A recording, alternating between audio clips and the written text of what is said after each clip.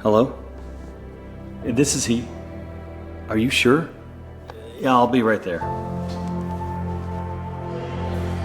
I'm here to pick up Alden Call. Did you fill this form out?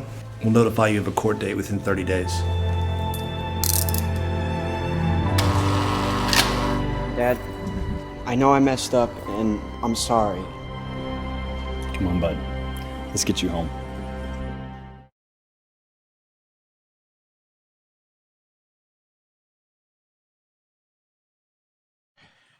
I have traveled very little by boat for the purpose of getting from point A to point B.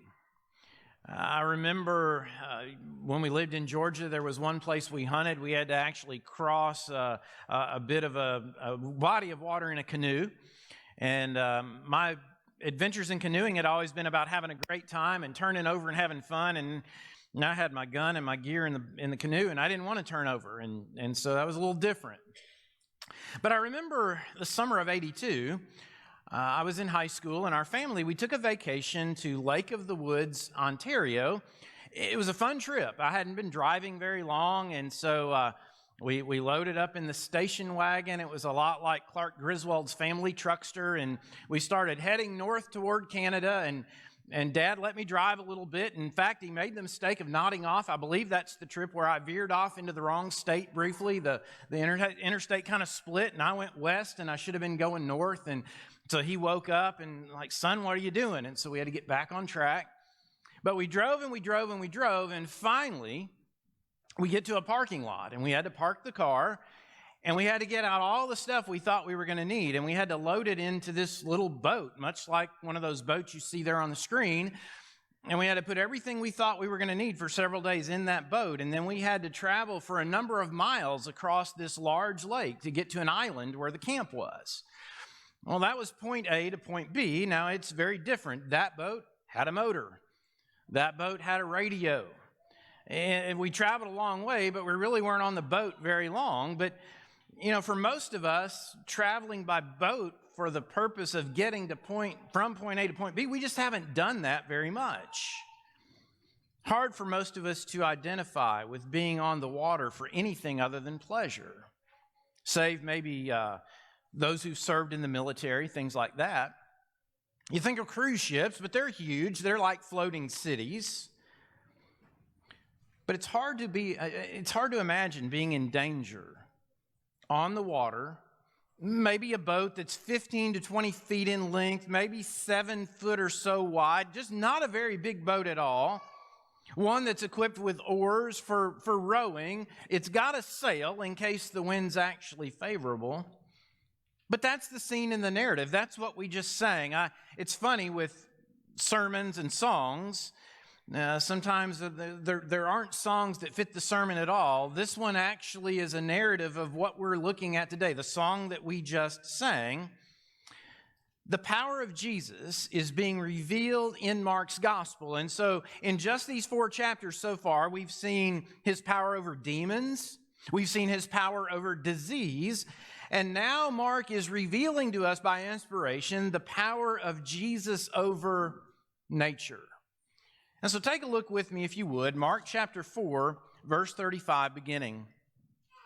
On that day, and if you go back to the beginning of Mark chapter 4, this has been this day of teaching that we've been studying through. Jesus actually got in a boat to teach, and so it's been a long day. On that day, when evening came, he said to them, "Let us go over to the other side." Leaving the crowd, they took him along with them in the boat, just as he was, and the other boats with him.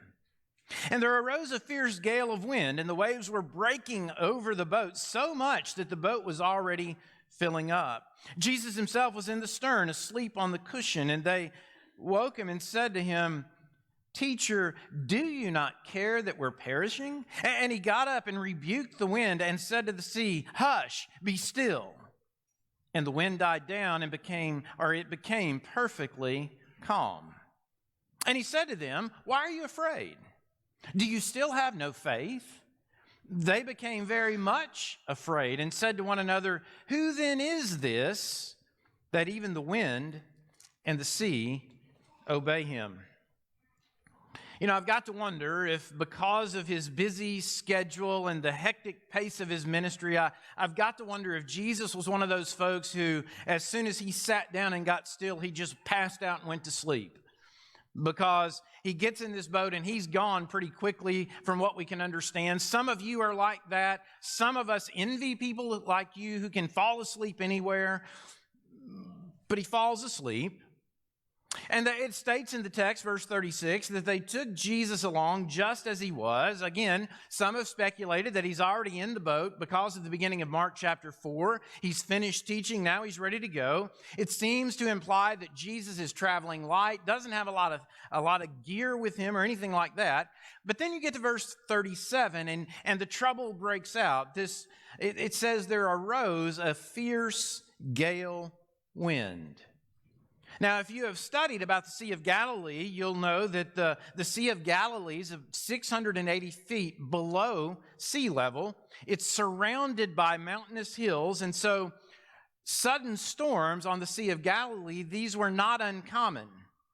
Cool air from the uplands rushes down these gullies and gorges, mixes with the warmer air over the lake, and you get a sudden storm, and that seems to be what's going on. And so if you were out in a boat, if you were frequently on the Sea of Galilee, you were always alert to the possibility that the weather could change, and it could change quickly. Now, you think about who's in this group, either in the boat with Jesus or likely in one of these surrounding boats that are with him on this, but you've got Peter, Andrew, James, John, the fishermen. They would have been familiar with these storms. And so if they're uptight, if they're concerned about perishing, that it would seem to speak to the significance of this particular storm. However, it's also worth noting that as background that the Jews in general weren't seafaring people, maybe except for the fishermen. In fact, for the Jews, the sea tended to be a symbol of the dark power of evil. When you talked about the sea, for the Jews, you would have echoes of Jonah and his story. Echoes of leaving Egypt and God making a way through the Red Sea. In books like Daniel, the sea is where the monsters come from. That imagery would repeat when John later pens the book of Revelation. And so what should be going on here as Jesus calms this sea is that by merely speaking to it, the idea that should land is that this is a strong message from God about God's sovereign power being unleashed through his Son. See, our reading from Psalm 33, our group reading this morning, it talked about God who rules over the sea. And so even though it appears that at the moment they're missing the point, the message should have been, hey, God's kingdom is coming. The power of God is being unleashed on this earth right now. But see, fear, it can cause us to miss the point. Because in verse 38, in their moment of fear, their moment of desperation, the disciples, they make a wildly inaccurate assumption. Because Jesus happens to be asleep, they assume that Jesus does not care about them, doesn't care about the danger, doesn't care about the fact that their lives may be at risk. And so they ask this question, do you not care that we're perishing? And think about the irony. That question sums up the entire reason that Jesus left heaven to come to earth, to be here, to live among people, to be involved in this ministry, to be making this journey toward the cross. He walked this planet because people were perishing then. He walked this planet because people are perishing today. And so while we see the irony, I think we can identify with their fear. If we're in that boat, if I'm in that boat, I'm probably one of those guys waking Jesus up and making that same wildly inaccurate assumption. Do you not care that we're about to die? And so Jesus, they roused him up, he gets up, he rebukes the wind, the idea of a rebuke, a strong command with the implication of a threat. Hush, be still, stop it. All parents and pet owners know that term, tone, I guess teachers know that tone. But the wind dies down and the sea becomes perfectly or completely calm. And then even before you can catch your breath, or breathe a sigh of relief, or pick something up to begin bailing water out of this little boat, before you can do anything, Jesus is immediately, he's wheeled around, and now he's not looking at the sea, he's looking at you, and he starts asking questions. First, why are you afraid? Duh. 10 seconds ago, we thought we were about to die. Yet sometimes the answer to the question is so obvious that you realize there must be more to it. And that's the kind of question Jesus is asking. Some questions are designed to make us think. And so you're saying that I shouldn't be afraid. Okay. But then comes the second question, and the second question borders on insulting, although the disciples, they're probably so still being overcome with the fact that they didn't just die, that they're probably too tore up in the moment to be offended. But Jesus asks, do you still have no faith? Not, why is your faith still weak? Or why is your faith or your belief in me, why is it not a bigger thing at this point? Jesus goes, no faith on them. But isn't that what we always see from Jesus? With Jesus, you're either in or you're out. It's black or it's white. With Jesus, there's never middle ground. It's hot or it's cold. It's not lukewarm. And so I like what one of the commentators said. He said, the storm could not disturb Jesus, but the unbelief of his disciples disturbed him. The guy continues, it was not their fear of the storm that made Jesus say they had no faith. And then he goes off to list several reasons why Jesus could say they had no faith. Number one, they didn't believe his word. And you're thinking, a casual reading of the text, well, what word are you talking about? Well, if you notice verse 35 of the text, Jesus makes a statement. Let us go over to the other side. Maybe they hadn't been listening closely to that, or maybe they didn't realize a statement like that from Jesus cannot be changed by bad weather. He goes on, Jesus could say they had no faith because they accused him of not caring. Jesus could say they had no faith because the storm removed their ability to focus on the big picture. Is God really going to allow his Messiah to perish in a rainstorm? But again, they're human. We're human. I'm probably right there with them. Jesus is probably going to be accusing me of having no faith in that moment.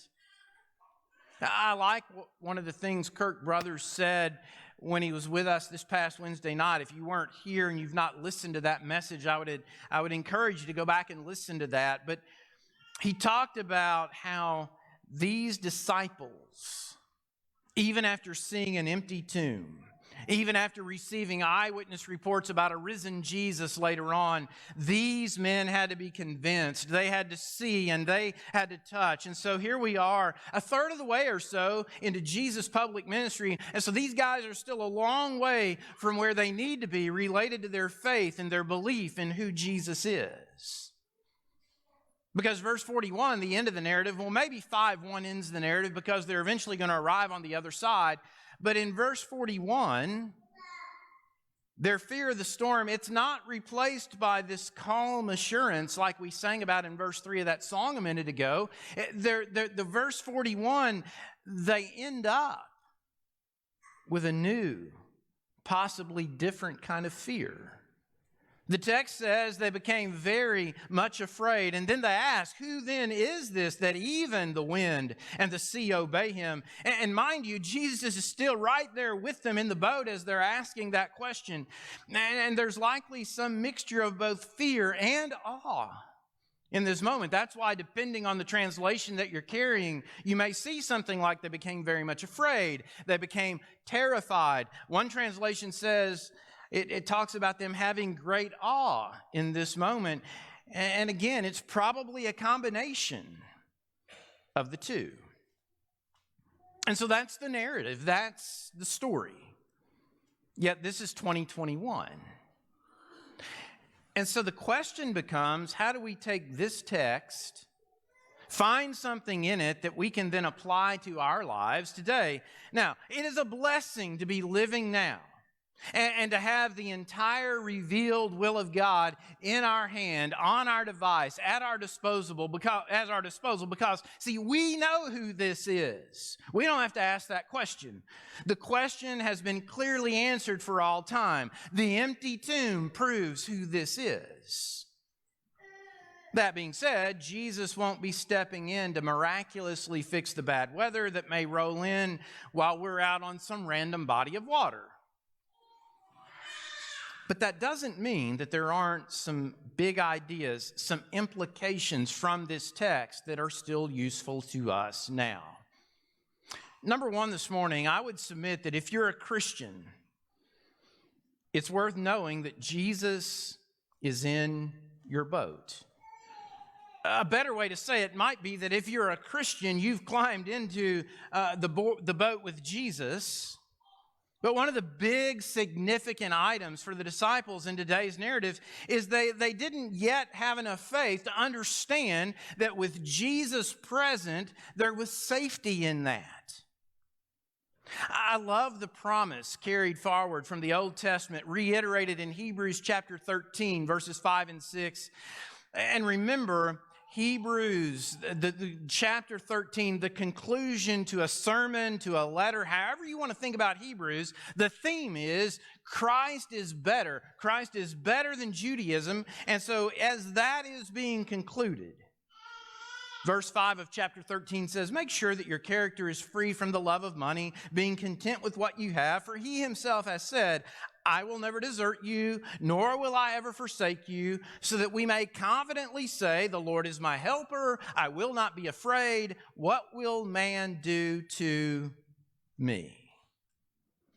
Now, the context in reiterating that promise from the Lord being with us, it's about our need to be content. It's about a threat from humans, not a threat about bad weather. Yet how much of the stormy weather in our lives today is born out of our own discontentment, which leads to bad relationships and to living in an ungodly way. And so even though there may be those moments where it doesn't seem like it or doesn't feel like it, the knowledge that Jesus is with us should help us navigate every storm. Why? No matter the storm, safe passage has been guaranteed. See, in our text, the disciples, they had safe passage guaranteed, and they didn't realize it. It was just a passing comment from Jesus in verse 35. Jesus didn't have to say, if the Lord wills, let's go over to the other side. He didn't have to do it like we do it when he stated it. Safe passage at that moment should have been a given in the minds of those disciples. For us, we can count on safe passage through every storm because our eternal reservation is both reserved and guaranteed. See, I love the fact that it was Peter.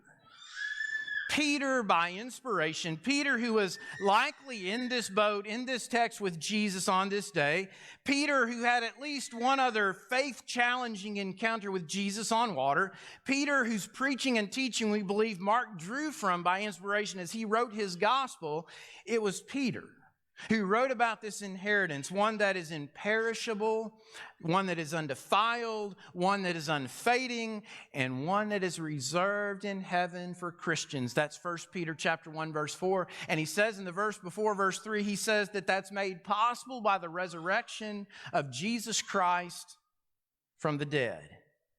And so safe passage is guaranteed because he's already calmed the one storm that is a danger to all of us. The most important storm, if you will. And again, don't miss the irony of the question, teacher, do you not care that we're perishing? Mark is in the middle of telling the story of how much Jesus cares. His love for us. His care for us has him on a collision course with Calvary, that horrible, painful, lonely death on a cross, that death that he endured so that we could live, that death that he endured so that the storm of sin could be put to rest. Because you see and you understand, and our sin problem, that's the storm that affects all of us equally. It's the one storm that has to be fixed if we want to spend eternity in heaven rather than hell. And Jesus fixed it once and for all. And in doing so, he provided us with the most important opportunity we could ever have. And so in the end, knowing that Jesus is in the boat, knowing that safe passage is guaranteed, that he's already taken care of the most important storm, knowing these things should impact the way that we deal with all of the stormy weather that comes into our lives. You know as well as I do, storms are going to come. And the storms of life are no joke. I remember the old country song Randy Travis once sang that the storms of life are washing me away. And most of us have been there at some point. They can be painful. They can scar us. They can change us. They can enslave us. And unfortunately, the truth is sometimes we create our own storms. See, I believe it's healthy when things start not going the way we need them to go, and it looks like we're about to enter into a storm. One of the questions we ought to be asking ourselves is, have my own actions created this storm in my life? And if my own actions have created the trouble that I'm in, that means I need to be making better choices. Biblical choices, the kind of choices Jesus would make. The definition of insanity, and you've heard this all of your life probably, but is to do the same thing over and over and over and expect a different result. Sometimes we need to live better. We just do. Yet many of the storms are like the one in our text today. We didn't cause it, but we're definitely caught up in it. We're being reminded today that the COVID storm isn't over. And if you step back and really think about this, for all of us, it's our first pandemic. And for all of us, we are a culture, we are a people who are very, very impatient. When things aren't to our liking, what do we want? We want it fixed. We want it fast. We want it right now. We don't like having to wait. And we're finding out that this problem may not be fixed as quickly as we'd like it to be fixed. And we don't like that. None of us do. Relationships with people are often stormy. They're complicated. They're difficult. I can't control the actions of another person, especially if that person happens to be selfish for some reason. Satan is still out there and he's still active, and Satan knows how to whip up a storm. He's still the enemy. He's still the adversary. He's still that roaring lion that, again, it was Peter who wrote about in 1 Peter chapter 5. Satan still tempts us, and sometimes we give in. But here's the thing. If we cling to Jesus, we can survive every storm with our faith intact. You may not come out of the storm with your money, but you can come out of it with your faith. You may not come out of the storm with your marriage, but you can come out of it still in possession of your faith. You may not come out of the storm with your health, but the storm cannot claim your faith. The storm may change your standard of living, but your relationship with Jesus guarantees that the storm cannot compromise your salvation unless you allow it to. And so it's important for us to decide during the good weather how we're going to handle the bad days. Because sometimes we get caught off guard and we don't handle the bad weather in the way that we ought to. Sometimes trouble comes and we cry out to the Lord in despair. Well, I'm here to tell you today that's normal and that's okay.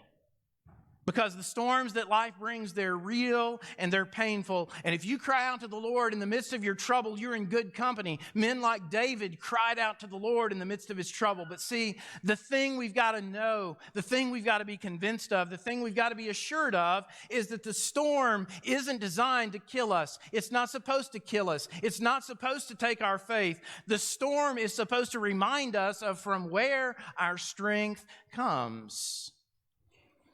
I would challenge all of us to spend some time studying the Psalms of Lament, because those Psalms illustrate how this is supposed to work. And you could Google Psalms of Lament and you'll get a whole list, but things, Psalm 6, Psalm 10, Psalm 38, 42, 43, 130, just to name a few. But the flow of Psalms like that, it's always something like, it's bad all around me, but my hope is in you, O Lord. The other trap we sometimes fall into if we haven't planned for those stormy days and decided in advance how we're going to respond, sometimes we fall into the trap of blaming the Lord for the storm. And when we do that, we've stepped out of what our Bibles are trying to teach us about who God is and what He's trying to do for us. And so the reminders, did I create the storm that I'm in? If so, I need to change my life. I need to live better. Have I already made a decision what the other side of the storm is going to look like? I don't know what the circumstance is going to be, but I know going in that I'm going to come out the other side with my faith intact. In fact, according to James, my faith may even be stronger. Have I decided that I'll always follow up my lament, follow up my complaint, follow up my cry of despair to God with an affirmation that my confidence is still in Him? Because if we'll live that way, every one of us can successfully weather every storm of life. Because the Lord has guaranteed it. Because in the end, if we were having a conversation with Jesus today, I wonder how much faith He would say that we have. Philip, would He be asking you, Philip, why are you still fearful? Would He be asking me that question? Would He be asking you? Would He be asking me why my faith isn't bigger and stronger than it is? Philip, you've been a Christian for decades. Why is your faith not bigger? Who then is this? Well, we know. This is Jesus, the Son of God, the Savior of the world. And the question is He your Savior today? Because there's a sad thing that we sometimes do. Sometimes we read the story of Jesus and we read what He's done to calm that storm of sin, and we've believed it and we've read about it, but we've never surrendered to Him. And so we live life in a storm when Jesus has already said, hey, refuge is found in me. I can get you out of that storm. I fixed that storm. Is that where you are today? Needing to obey the gospel, needing to be baptized into Christ. Manuel Lopez is our new brother in Christ. He was baptized this past week by Juan. We welcome him into the family of God. Maybe that's what you need to do today. Take advantage of that refuge that He offers. As church family, sometimes one of the things we do for each other, though, is as the storms of life come, one of the blessings of being a family is we help each other walk through those storms. We don't want folks to walk through a storm on their own. We want to be there for each other. And so maybe you're going through something today where you need to know that your church family is praying with you and for you. Thomas is going to lead us in Just As I Am in just a moment, and you can come to the front. You can raise your hand where you are. You can send me a message. If you're online, you can send a message. But if you need the church to be praying with you and for you, we want to help you today. If you have a need, let it be known while we stand and while we sing. Hello, my name is Philip Goad, and I'm privileged to serve as the minister here at North Highlands Church of Christ. You may have heard something in today's message that has you asking some questions, wanting to know more about God's Word, and we would be thrilled for the opportunity to study God's Word with you.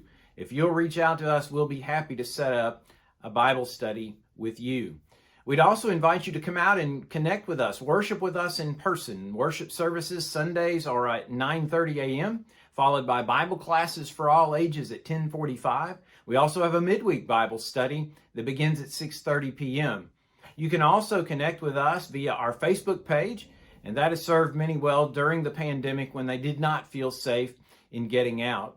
On the third Saturday of each month, we have a food bank that's open from 9 to 11 a.m. It is serving Franklin County. And so if you know of anyone who would benefit from coming by to pick up food on the third Saturday, please let them know about this opportunity. It is one of the ways that we serve our community. Again, thank you for watching today, and I hope to connect with you very soon.